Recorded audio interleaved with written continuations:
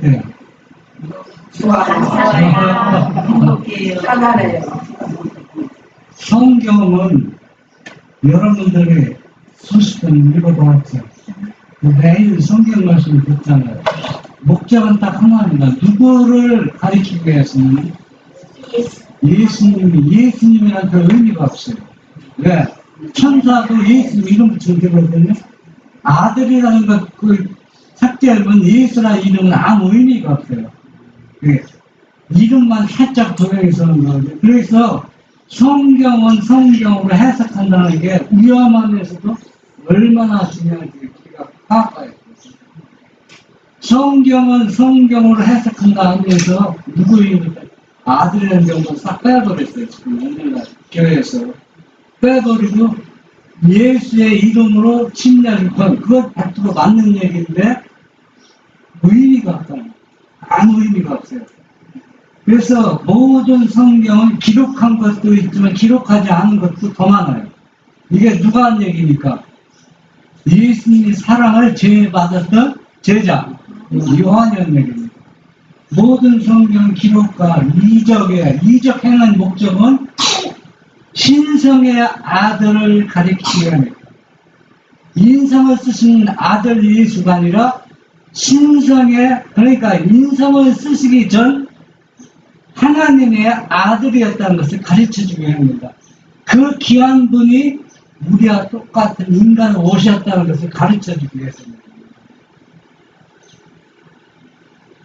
그리고는 요한복음 20장 30절은 예수께서 제자들 앞에서 이 책에 기록되지 아니한 다른 표적도 많이 행하였으나 오직 이것을 기록하면 너희로 예수께서 하나님의 아들 그리스도이심을 믿게 하려 함이라. 또 너희로 믿고 그 이름을 힘입어 생명을 얻게 함이라. 지금 우리가 여러 번 한번 자신을 생각을 해. 왜냐하면 왜 하나님의 아들이 중요한가 그걸 감지를 해야 되거든요. 감지. 한번 이거 칠판을 제가 잠깐 설명해 드리겠습니다.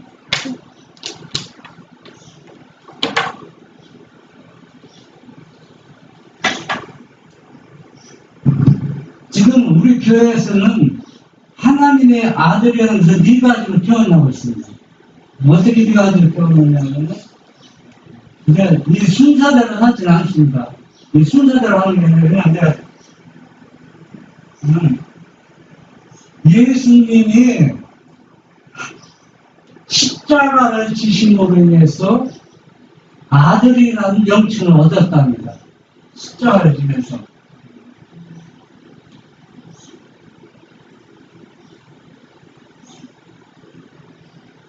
이 아들. 이렇게 믿는 사람들이 많이 있습니다. 우리 교회에서. 여러분들이 모르지만은. 그리고 두 번째는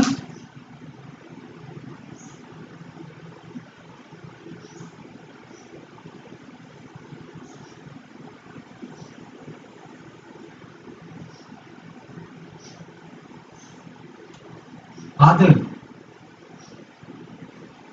인성을 취하심으로 아들이라는 명분을 얻었다고 합니다. 인성을 취하면서. 세 번째는 탕자의 비유 얘기하면서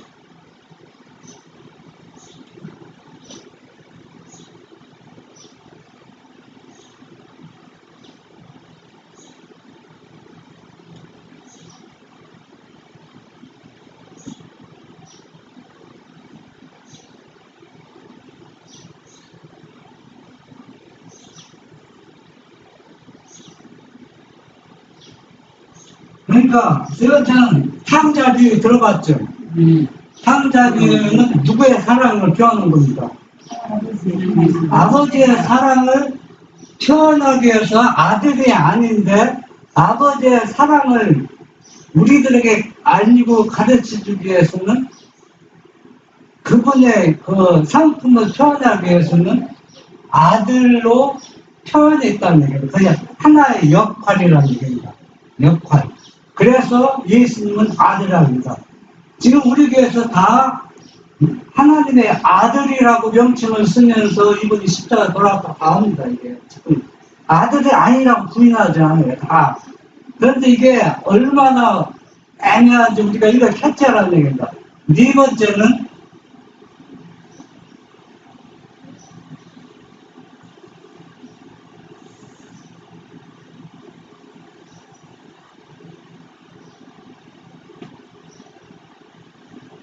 인성을 취하신 처음부터 아들이라는 겁니다. 처음부터 아들. 그런데 이걸 받아들이고 이해하고 믿는 사람들은 너무 적다는 거예요. 그러면 여러분, 이 네 가지를 지금 우리 교회에서 목사님이나 사람들이 지금 설명하고 있어요. 네 가지 다 누구의 아들이니까. 하나님이라는 이걸 설명할 때도 다 눈물 흘리고 감동받아요. 이것도 눈물 흘리고 감동받아요. 우리가 은혜 많이 받습니다. 이것도 눈물 흘리면서 감동받아요. 너무 감동받으면 이것도 눈물 흘리고 감동받아요. 다 우리에게 감동을 준다는 얘기예요. 근데 문제가 있습니다. 왜 문제가 있느냐? 이거는 다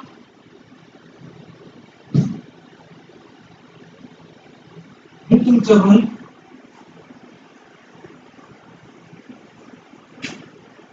친아들을 안 받아야 된다는 얘기예요. 친아들로. 아들이라고 설교가 아들이라고 하지만은 친아들을 안 받았습니다. 여러분 아들 있어요? 아들 있으면 딸 있죠? 딸도 아들이니까 쉽게 따지면 영적으로는 아들이에요. 딸도 얘기해서 영적으로는 아들이란 말이에요. 그러면 여러분이 자녀를 왜 사랑합니까? 왜 사랑해요? 왜? 그 질문이 아니죠? 예? 여러분, 저희 은별이가 여러분 자녀라고 사랑하라고 사랑이 일어납니까? 안 일어납니까? 한번 솔직히 얘기해 보세요. 잘해줄 수 있죠? 사랑스럽죠? 그런데 내 자녀란 엄마들은 그 모태에서 몇 개월 동안, 거의 10개월 동안, 한 9개월 동안 어떤 사람은 식사도 못하고 차도 못하고 얼마나 고생했습니까? 그렇게 해상과 그 해수에서 그 고난과 고통을 극복하고 난 것이 내 자식이라는 겁니다. 그렇기 때문에 내 자식이에요. 그런데 다른 사람들 내 자식이라고 입양시켜도 자식 잘 해줄 수 있지만 마음에서 그 사랑은 안 나온다는 거예요. 마음의 사랑 안 나온다는 겁니다. 그러면은 우리가 조금 전에 얘기했지만은 여러분 이걸 다 우리가 다 감동을 줘요. 이게 다 어떤 사람들 하나님의 아들이라고 부인하면서 설교하고 있어요. 다. 왜? 이 아버지의 사랑을 설명하기 위해서는 아들이라는 이 십자가를 안 쓸 수가 없거든요. 그런데 그 사람 문제는 뭐냐? 아들이라 이거는 살짝 도용하는 결과랍니다. 도용하는 겁니다. 실제 아들이서 아들이라는 게. 그러면은 실제 여러분 한번 생각해 보세요. 지금 민 집사님이나 이경민 지금 민 집사님이 이제 아들이 있어요. 아들이 있는데 내 이웃집에 지금 간이 없어서 신장이 뭐 망가져서 죽어갔는데 내 아들이 식물인간에 대해 어차피 죽을 것 같으면 그 이식을 줄 수 있잖아요. 저는 주변에 주면서 마음이 아파요, 안 아파요? 죽어가는 아들이지만 아프죠. 얼마나 더 딸이 그러면 아프죠. 그런데 주었어요. 저는 이식받은 사람은 누구처럼 생각해요. 내 자식을 생각하는 게 내 자식에 뭘 가져갔어요? 신체를 가져갔잖아요. 그런데 시분에 크게 나왔어요. 뭐라고 나왔느냐면 누구가 그 신장을 줘서 얘가 죽어가는 사람 살았다. 그러면서 딸이라는 아들이라는 양반을 싹 빼버리고 그 죽어가는 식물이나 죽어가는 사람만 이름만 부르면서 하면은 그 부모의 입장은 어떨까요? 한번 생각해보세요. 성경은 완전히 언론보도가 잘못된 거예요. 언론보도가 잘못된 거예요. 지금 우리가 성경을 해석하는데 그런 식으로 성경을 해석하고 있다는 거예요. 지금 그렇게 해석하고 있는데 이렇게 성경 해석해서 우리가 눈물을 흘리고 많이 기도했지만 결국은 뭐냐 세 번째 천사의 기도의 핵심을 올바로 인지 못하고 있다는 거예요. 우리 셋째 천사의 기도를 올바로 이해하고 전하는 게 아니라는 얘기입니다. 여러분 아버지께서 자기 아들을 희생시키는 그 심정을 아브라함을 통해서 우리에게 보여줬잖아요. 아브라함은 그 아버지가 하나님의 명령이기 때문에 신중한 마음으로 아들을 제물로 드리려고 했지만 그 마음에 어땠을까요? 번민과 고통과 괴로움 중에 하나님은 절대로 뭐하는 분이 아니에요. 실수한 분이 아니기 때문에 그 명령에 순종하지 않으면 마음에는 괴로움과 고통이 그렇지 않고 그런데 누가 손을 붙잡았어요? 천사가 손을 붙잡았어요.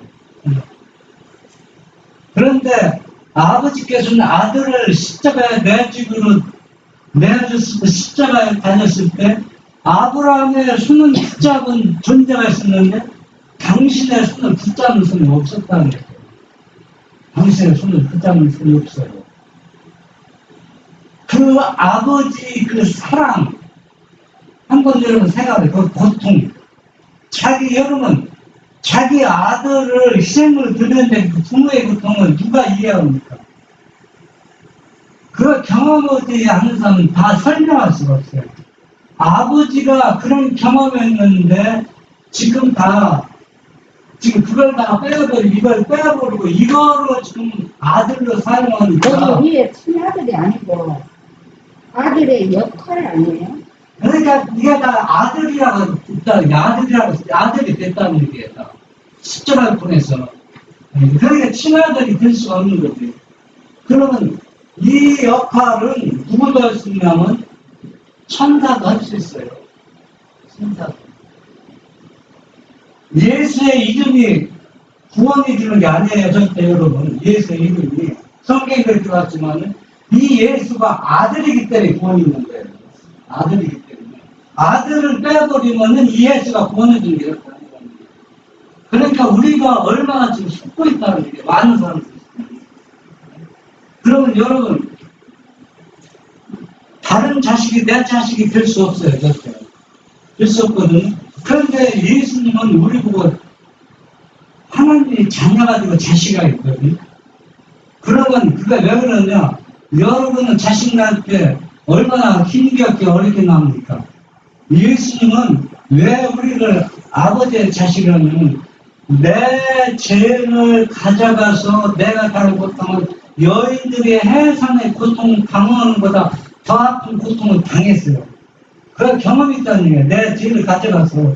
그래서 우리가 아버지 자녀로 삼았다는 얘기입니다. 아버지 자녀로.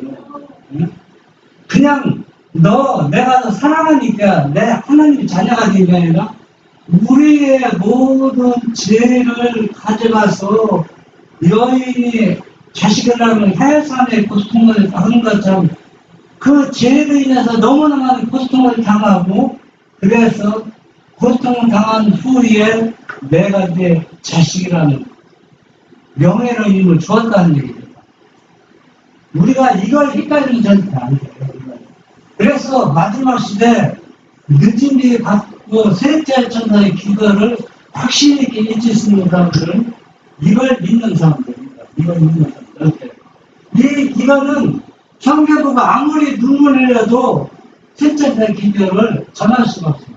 왜? 늦은 뒤는 이런 사람이 아니거든요. 이런 우리에게 늦은 뒤는 있는 사람이에요.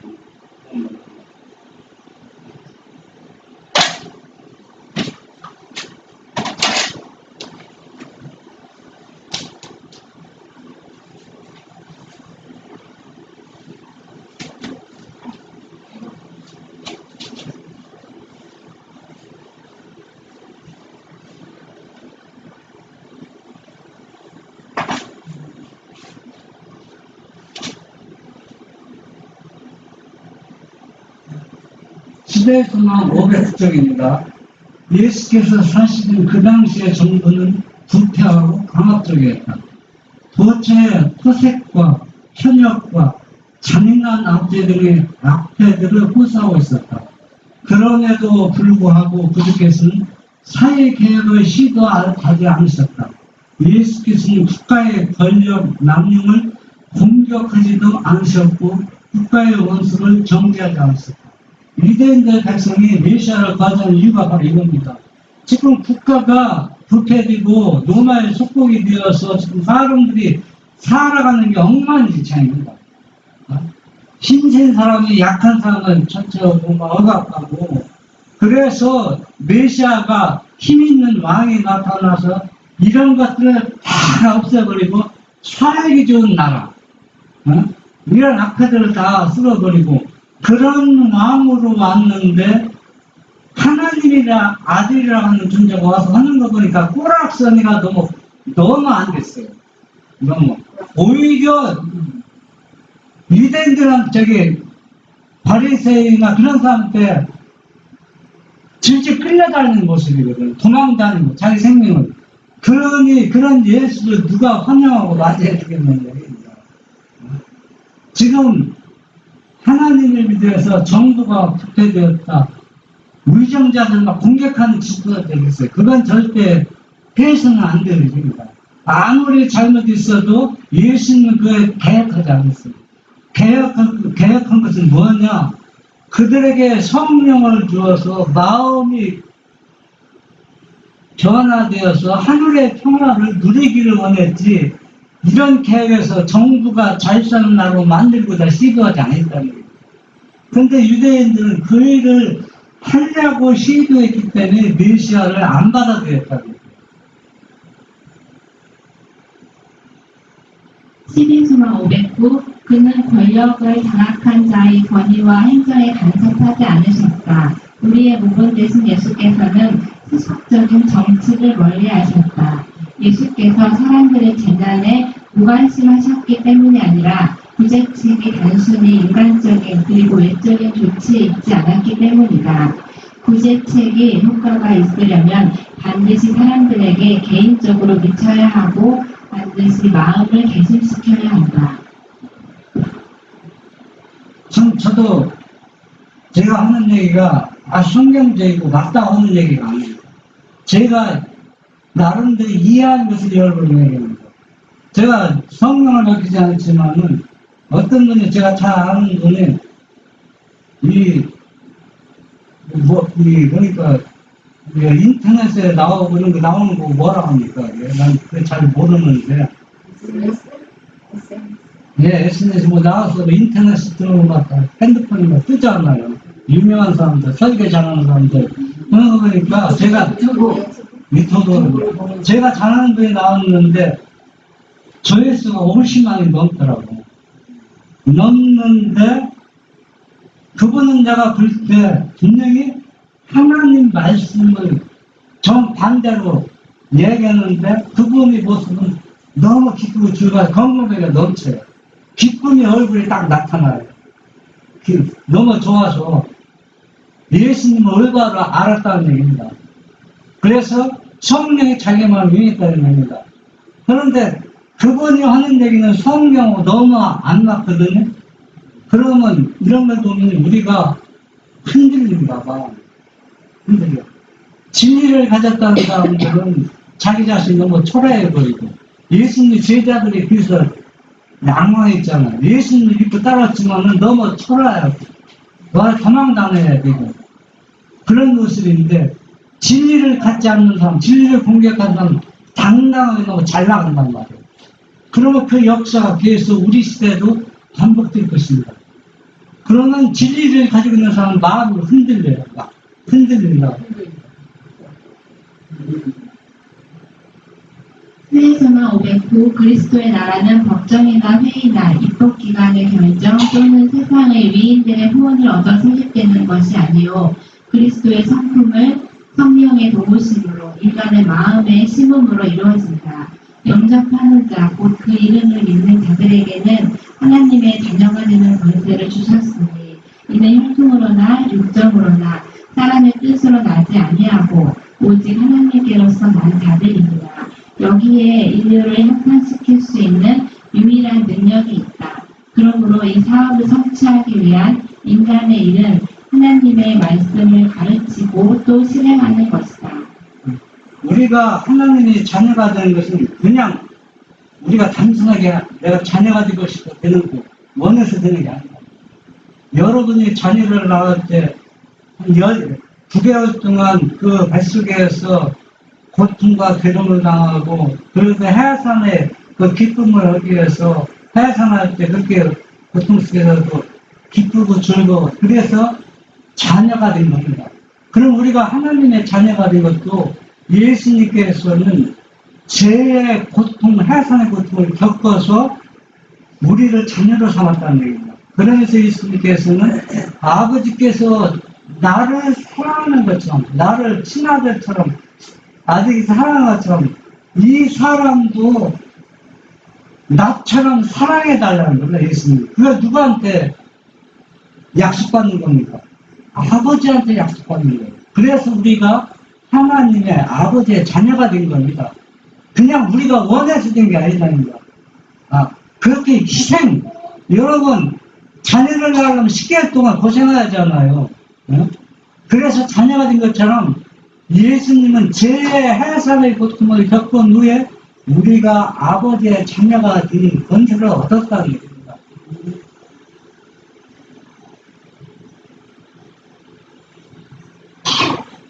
요한복음 11장 17절 가로되 주여 그러하오이다. 주는 그리스도이시여 세상 오시는 하나님의 아들이신 줄 내가 믿나이다. 성경에서는 이 하나님의 아들이라는 것이 얼마나 많이 사용되는지 압니다. 그런데 사람들은 왜 하나님의 아들의 중요성과 복음의 실체, 중요한 비밀이면 이것이 왜 실천자들의 핵심인데 올바로 이해하려고 노력을 안 해요. 그리고 하나님의 아들로 인정하지 않으면은 십계명을 완전히 파괴시키고 성경 말씀을 완전히 파괴시키는 겁니다. 여러분 한번 보세요. 예수님이 하나님의 아들이 아니면서 그냥 아들이라고 그냥 칭호를 주고 그랬다면은 성경에는 완전히 거짓말쟁이가 돼요. 그러면서 뭘 줬다고 합니까? 아들을 줬다고 하잖아요. 아들을 안 주면서 아들 줬다고 하고, 아브라함에게 네 아들을 바치라. 내 아들도 이제 언제 바칠 거니까, 십자가에 내놓을 거니까, 너 한번 십자가에 내고 먹으라고 합니다. 아브라함한테. 그러면, 아브라함은 진짜 자기 친아들을 십자가에 내놨잖아요. 네? 그런데, 하늘 아버지는 자기 친아들이 아니면서 아들이라고 십자가 내는 거는 이 성경을 완전히 뒤죽박죽 만드는 겁니다. 그러니까 사단은 성공했어요. 일단 그게 사람들이 다 그걸 믿고 있으니까 말로만 하나님의 아들을 믿는다고 실제 아들로 안 받아들이니까. 사회소망 528 나사로가 죽었느니라 내가 거기 있지 아니한 것을 기뻐하노니 라는 예수님의 말씀을 듣고 제자들은 이상히 여기었다. 주께서는 과연 고통받는 그의 친구들의 가정을 고의로 피하셨을까? 마리아와 마르다 그리고 죽어가는 나사로는 분명히 버림받은 것처럼 보였다. 그러나 그들은 혼자만 있지 않았다. 그리스도께서는 모든 광경을 다 보셨고 나사로가 죽은 후 그 남은 무리들은 그의 은혜로 격려함을 받았다. 네, 여기서 여러분이 너무나 잘 아는 내용입니다. 그런데 나사로가 십자가 속아가는 나흘린 나사로를 부활시키는 그 이적을 그걸 지금 논하는 게 아닙니다. 우리는 거기에 초점 맞추면 절대 안 돼요. 그러면 뭘 얘기하느냐? 지금 나사로가 지금 병들었다는 소식을 들었는데 예수님 자꾸 시간을 지체해요. 자꾸 지체해서 결국은 나사로가 어디에 있습니까? 죽었잖아요. 나사로가 죽었거든요. 그러면 왜 예수님은 나사로가 죽도록 지체했는가? 다 이유가 있습니다. 예수께서는 강한 원수인 죽음과 더불어 투생하는 오빠를 보고 마음이 찢어지듯이 슬퍼하는 그들을 목격하셨다. 나사로가 죽었느니라고 제자들에게 말씀하실 때 그는 말할 수 없는 고통과 괴로움을 맛보셨다. 그러나 그분께서는 베다니에 있는 사랑하는 그들만을 생각하지는 않으셨다. 그는 제자들의 교육도 생각하셔야 하였다. 네. 이 나사로의 죽음은 성경에서 최고의 이적이라고 표현하고 있습니다. 성경에서 최고의 이적. 이 이적을 통해서 신성을 우리가 찾아야 해요. 신성의 능력을 우리가 찾아야 되거든요. 그러면 나사로가 죽도록 예수님께 지체하는 것은 뭐냐? 예수님이 곁에 있으면 사단이 나사로를 죽게 할 수가 없어요. 그러니까 예수님께서 사단 도망가거든. 그러니까 예수님이 멀리 있었어요. 예수님이 거리가 떨어진 그 비용을 통해서 사단이 누구를 죽게 한 겁니까? 나사로를 죽게 했다는 거예요. 제자들은 아버지의 축복이 모든 사람을 회복할 수 있도록 그의 대리자로서 세상에 보내심을 받을 것이었다. 제자들을 위하여 그는 나사로를 죽도록 허락하셨다. 만일 예수께서 나사로를 병에서 회복시키셨더라면 예수의 신적인 신분을 가장 명확하게 증거하는 그 이적은 행하실 수 없었을 것이다. 이 이적을 행한 목적은 동기는 다 뭐냐? 하나님의 보내심을 받은 아들이라는 것은 최고의 증거를 보여주는 겁니다. 왜 최고의 증거를 보여주느냐? 나사로가 시체가 썩어서 냄새나는 나사로를 예수님이 부활시켰어요. 그 부활시켰다는 장면은 하나의 이적에 속하는 것이 아니라 너희들이 오잖아 나를 잡아 죽일 것이다. 죽는데 내가 죽는 것은 너희들에게 죽음을 내가 그냥 내주는 게 아니라 내가 너희들의 죄를 가지고 가서 너희 죄를 내가 가슴에 안고 죽는 것이지 너희들이 십자가를 못 봐서 죽는 것이 아니라 나는 어차피 죽어도 살아날 것이다. 이 나사로를 부활시킨 것은 예수님이 신성으로서 하나님의 아들의 인성을 입은 것이라서 십자가에 내준다고 예수님이 죽는 게 아니라는 얘기입니다. 네? 그것을 제자들이 깨달았다면 그렇게 절망하지 않아요. 그리고 또 교회 유대인 지도자는 이걸 알아야겠어요. 예언된 건 예수님 어차피 하나님의 아들로 와도 우리의 죄를 다 짊어지시고 십자가에 죽어야 된다는 거 예언을 한두 번 한 게 아니잖아. 어차피. 그런데 그것을 믿지 않았다며. 예수님은 능력이 없어서 십자가에 그냥 붙잡혀서 죽은 게 아니라는 얘기입니다. 그걸 지금 가르치는 거예요. 나는 어차피 며칠 안 있으면 죽을 것이다. 죽지만은 내가 나사로를 살리는 걸 보면 내가 왜 죽어야 되는지, 무엇 때문에 죽어야 하는지, 내가 또 왜 살아야 나는지, 그것을 교훈을 주기 위해서 최고의 이적을 행했지만 이것을 올바로 이해하는 사람이 없었다는 거예요. 만일 그리스도께서 그 병실에 계셨더라면 사단이 그를 이길 힘이 없었을 것이므로 나사로는 죽지 않았을 것이다. 생명의 시여자 앞에서 죽음은 그의 창을 나사로에게 던지지 못했을 것이다. 그러므로 그리스도께서는 멀리 떠나 계셨다. 원수가 그의 능력을 행사할 수 있도록 허락하신 것은 그가 정복한 원수로부터 나사로를 다시 찾아오시기 위함이었다. 네, 여러 가지 한 가지 생각을 했어요. 나사로를 살리는 그 부활의 이적을 통해서 유대인들, 제사장들이 예수님을 십자가에 못 박아가지고 3일 만에 부활할 것을 확실히 알고 예수님이 왜 십자가에 죽을 수밖에 없는 것, 그것을 올바로 이해했다면 이들이 십자가에 내느라고 소리치지 못해요. 못한다고. 그렇잖아요. 어떻게 읽었습니다. 마지막 시대에 하나님의 말씀대로 순종하는 사람들을 같은 동료가 핍박하잖아요.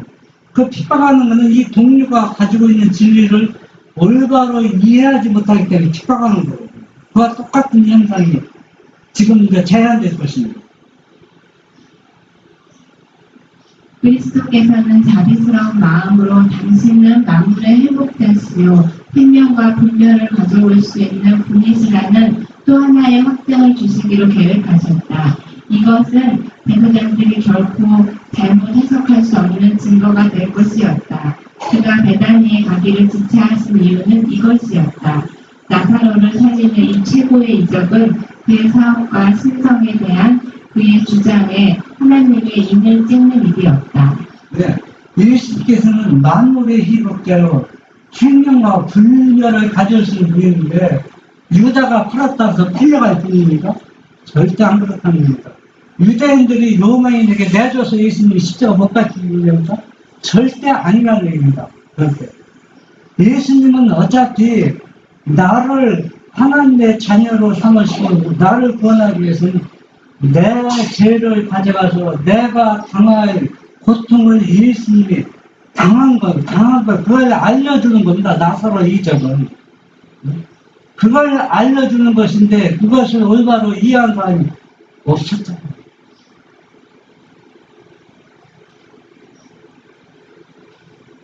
예수께서는 마르다의 믿음을 격려하시면서 내 오라비가 다시 살리라고 말씀하셨다. 예수의 대답은 즉시 변화된다는 희망을 주려는 의도가 아니었다. 예수께서는 마르다의 생각을 그의 오라비의 형제의 부활을 넘어서 의인의 부활로 이끄셨다. 이 일로 그는 마르다가 나사로의 부활을 통하여 모든 죽은 의인의 부활에 대한 보증과 구주의 능력이 이를 이루시리라는 확신을 가질 수 있게 하셨다. 네. 우리가 지금 성경을 많이 이해하고 한다 하면 너무 성경을 모릅니다. 저도 그렇고. 왜 그러냐면 지금 마르다가 지금 네 오라버니가 살 것이다. 부활할 것이다. 예수님이 말씀하셨습니다. 네 오라버니가 부활할 것이다. 누가 부활시키는 거예요? 예수님이 부활시키는데 마르다는 예수님이 재림할 때 부활의 아침에 부활할 걸 믿습니다. 그런데 예수님은 물론 그가 또 이야기에 의해서 나사로의 부활은 재림의 때 의인들의 부활을 상징하기도 하지만 더 한 발짝 나아가서는 그때 예수님이 부활하시는 그분이 지금도 누굴 부활시킬 수 있다는 얘기예요. 나사로를 부활시킬 수 있다는 것은 마르다 이야기가 아니에요.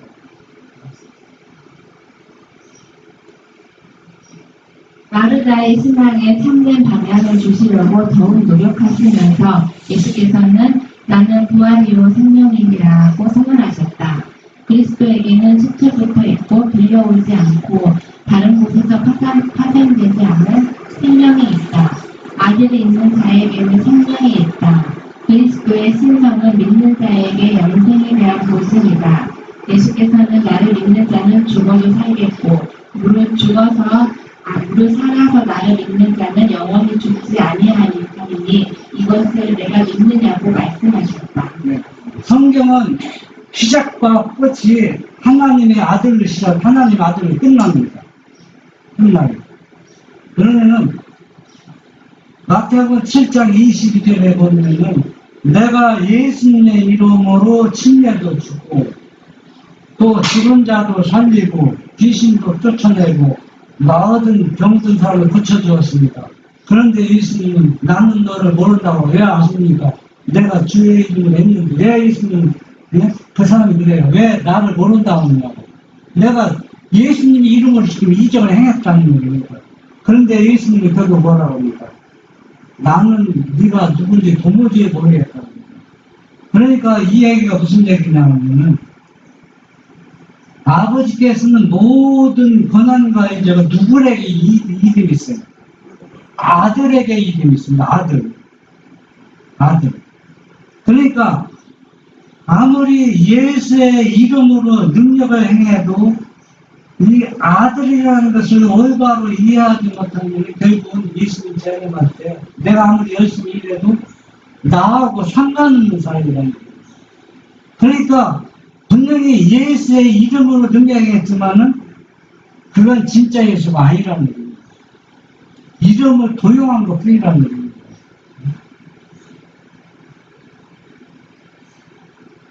이곳에서 그리스도는 당신의 재림의 때를 내다보신다. 그때 죽은 의인이 썩지 않을 몸으로 부활하겠고 살아남은 의인은 죽음을 맛보지 않고 하늘로 데려감을 받을 것이다.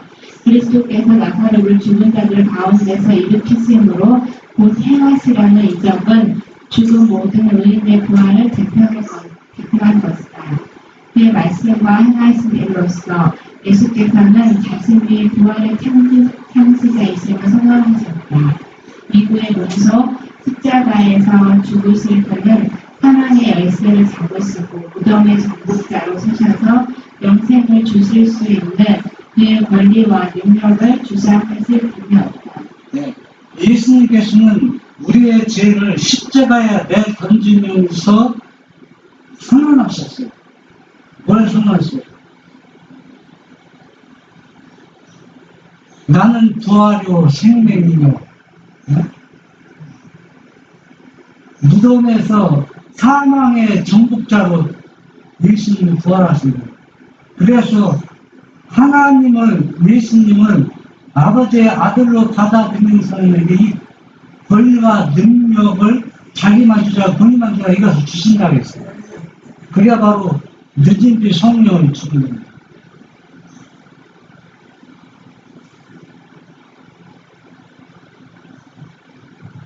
네가 믿느냐는 구주의 말씀에 말하자면 주여 그러하였나이다. 주는 그리스도시요 세상에 오시는 하나님의 아들이신 줄 내가 믿나이다 라고 대답하였다. 마르다는 그리스도께서 말씀하신 말씀의 깊은 뜻을 모두 이해할 수는 없었으나 그는 그리스도의 신성을 믿는 믿음과 그가 하시기를 기뻐하시는 일을 무엇이든지 행하실 수 있다는 자기의 신념을 고백하였다. 마르다도 당신은 하나님의 아들이라고 고백했지만 하나님의 아들이라는 것을 근본적으로 다 이해하지 못했습니다. 이해하지 못하고 믿었다는 거예요. 우리도 마르다 입장과 똑같아요. 우리가 예수님 하나님의 아들이라고 하면서 왜 하나님의 아들의 입장, 중요성을 우리가 감지를 못하고 있어요.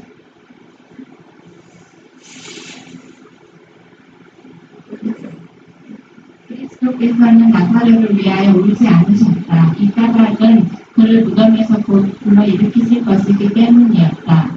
그는 지금 나사렛을 위하여 슬피 울고 있는 자들 중에 여러 사람이 부활이요 생명이신 당신을 죽일 계획을 곧 세우게 될 것이기 때문에 오신 것이었다.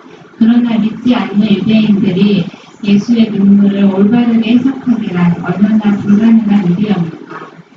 이거 불가능한 일이죠. 지금 예수님이 눈물을 흘리는 나사로가 죽어서 슬퍼서 울리는 게 아니라 며칠 있으면 자기를 어때요? 십자가에 못 박으라고 소리치는 사람들, 자기를 대단한 사람들로 눈물을 흘리셨거든요. 그런데 우리가 이 예언은 분명히 성취됩니다. 유다가 팔지 않고 누군가가 예수님을 팔 것이고 유대인 백성들이 예수님이 십자가에 못 박으라고 내어주지 않아도 누군가가 이 일을 행할 것입니다. 누군가는 해도 예언이 되어 있기 때문에. 그러나 예수님은 자기 제자가 아니고 자기를 선택받은 아브라함 무슨 유대인들이 아니고 다른 민족을 통해서 이 예언이 성취지를 바랐다는 거예요. 예수님. 어차피 이 일은 누가 해야 되거든요. 그런데 다른 것을 통해서 이 일이 성취지를 바랐는데 돌이키려고 예수님이 얼마나 애쓰고 힘을 기울여도 결국은 이 백성들이 돌이키지 않았다는 거예요. 그래서 예수님이 지금 울고 있는 겁니다. 그리스도께서는 이제 죽음과 무덤을 지배하실 수 있으시다는 것을 충분히 나타내셨다. 그 능력 있는 이적은 사람들에게 하나님께서 사람들을 구원하시기 위하여 당신의 아들을 세상에 보내셨다는 최고의 증거이었다.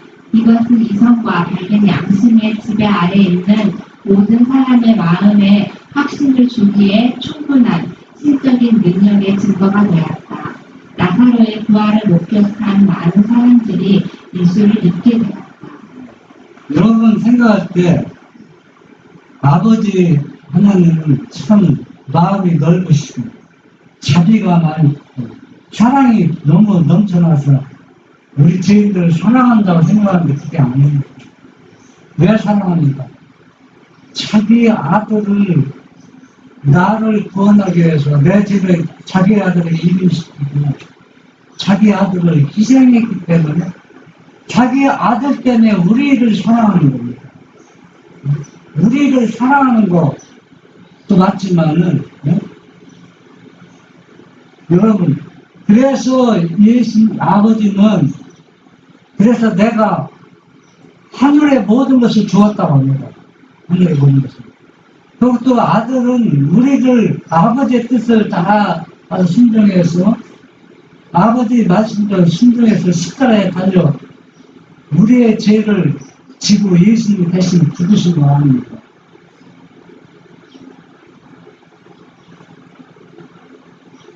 그러나 예수에 대한 제사장들의 증오심은 더욱 격렬하게 되었다. 제사장들은 일찍이 예수의 실성에 대한 보다 작은 증거들을 모두 거절해 왔었다. 그들은 이 새로운 이적에 경고할 뿐이었다. 죽은 사람이 바라보고 있는 군중 앞에서 백주에 살아났던 것이다. 이와 같은 증거를 교묘히 설명하여 넘길 만한 재간은 없었다. 이런 이유로 제사장들의 적개심은 더욱더 필사적이 되었다. 그들은 전부 다 한층 더 그리스도의 사업을 중지시키려고 결심하였다. 여러분들이 셋째 천사의 기도를 많이 들었죠. 이것이 셋째 천사의 기도라고 하죠. 그런데 셋째 천사의 기도의 핵심은 뭐 진성이 펴도 셋째 천사의 기도에 속하고 다 셋째 천사의 기도에 속하지만 안식일 하나님이 그 진성이 펴봤지만 그러면 안식일이 왜 셋째 천사의 핵심이냐는 거예요. 여러분 아담과 하와가 하나님께 창조받고 안식일 날마다 누가 방문하셨다 했어요? 예수님이 방문하셨습니다. 에벤에서 안식일 날. 다른 천사들이 계속 방문하지만 안식일 날은 누가 왔다고? 예수님 와서 뭘 가르치는 겁니까? 내가 창조주다. 구속의 경륜을 계속 그 아버지의 사랑과 범인의 그것을 계속 교육하는 겁니다. 그래서 안식일 날은 아버지 예수님의 성품을 공부하고 연구하고 듣고 배우는 안식일을 통해서. 그래서 안식일 날은 하늘의 평온과 기쁨을 주는 겁니다. 이 안식일을 통해서 그분에 대해서 우리가 배우는 겁니다. 그래서 이 안식일을 통해서 인을 받는 겁니다. 이 안식일. 그래서 안식일을 올바로 순종하느냐 순종하지 않느냐의 차이는 우리가 안식일날 예배드리는 것 그걸 얘기하는 게 아니라는 겁니다. 얼마나 구속의 경륜을 올바로 이해하느냐가 안식일에 우리가 그것을 알게 된다는 겁니다. 그래서 이 구속의 아까 네 가지 소리 하나님의 아들에서 네 가지를 믿는데 진짜 하나님의 아들로 이해하고 받아들이는 사람들은 이 안식일날 불이익을 당해도 자기 생각을 내놔요. 그런데 세 가지 이사를 통해서 하나님의 아들로 믿고 받아들이는 사람들은 안식일날 불이익을 당할 때는 하나님을 배반하고 떠나실 수가 없어요. 그렇게 잘 나가는 사람이고 지금은 표 안 나요. 지금은. 그런데 마지막 시대 그때는 이미 표가 나도 이미 때가 늦었어요. 그때는 은혜의 시간이 끝났거든요. 요한복음 5장 40절 그러나 너희가 영생을 얻기 위하여 내게 오기를 원하지 아니하는도다. 희망과 사유의 시간은 신속히 지나가고 오랫동안 지체되어 온 하나님의 진노의 잔은 거의 찼다. 배교와 반역의 각 시대를 통하여 쌓여온 저주의 검은 구름은 형벌받을 백성에게 바야흐로 내려덮이려 하고 있었다. 그런데 임박한 멸망에서 그들을 구원할 수 있는 유일하신 그분은 멸시와 모욕과 거절을 당하셨으며 얼마 안 있어 십자가에 못 박힘을 당하게 되실 것이었다. 유일하게 유대인과 본인 자신을 구원하시는 메시아를 이들이 십자가에 못 박으려고 주인하고 있어요. 이분이 누구를 구원하셔가지고 유대 나라와 이스라엘 나라와 유대 백성을 구원한 구원자인데 머지않아 예루살렘 이스라엘과 초토화됐거든요. 완전히. 그걸 알았더라면 이 백성이 어떻게 했겠어요? 성경을 올바로 이해하고 깨달았다면 그걸 알죠. 알아서 이러한 엄청난 재앙들이 이스라엘 나라에 오지 않았을 겁니다.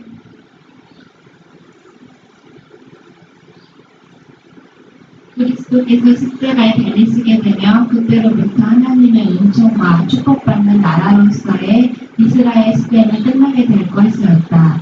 단 한 사람의 영혼일지라도 잃어버리는 것은 온 세계의 이득과 부활을 잃어버리는 것보다 더 큰 불행이다. 그런데 그리스도께서 예루살렘을 내려다보실 때 한때 하나님의 택하신 곳이요 특별한 보배가 되었던 그 성과 그 온 백성의 멸망이 그분의 앞에 나타나 보였다. 이스라엘 나라에는 하나의 교회거든요. 교회인데 예수님은 십자가의 못 박음으로 인해서 그날부터 이스라엘 교회는 하나님 은혜가 떠나버렸어요. 교회라는 명분이 없어져 버렸어요. 그렇지만 개인적으로는 아직도 은혜의 시간이 남아있다는 거예요. 교회 자체는 뭐가 상실해버렸다는 거예요.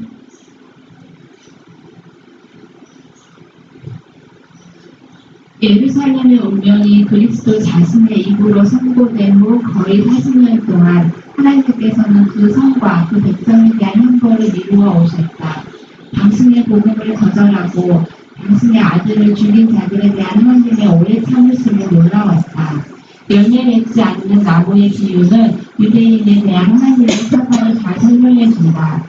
찍어버리라 어찌 땅만 버리느냐고 하는 명령은 이미 하달되었지만 하나님의 은혜는 그 일을 잠깐 동안 지체하였다. 네. 이 일이 예수님이 십자가 못 박으면 40년 후에 예루살렘은 초토화됐고 이스라엘은 완전히 어때요? 멸망당했습니다. 이제 세계로 흩어지고 그 예루살렘에서 약 얼마나 많은 사람이 죽은지 아세요? 제가 기억은 나지만 몇백 명이 죽었어요. 그 성 안에서 자식이 부모가 자식을 삶아먹고 이런 엄청난 재앙들이 일어났습니다. 그래서 이러한 재앙들이 일어날 것을 예수님이 아셨기 때문에 이 백성을 돌이키자고 얼마나 예수님이 노력하고 애쓴 것을 볼 수가 있습니다. 그러나 예수님을 버리고 십자가에 못 박음으로 인해서 재앙이 다가왔습니다.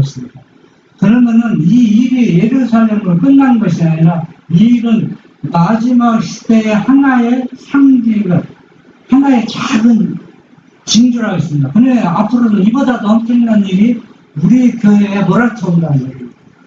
이보다 더 큰 사건들이.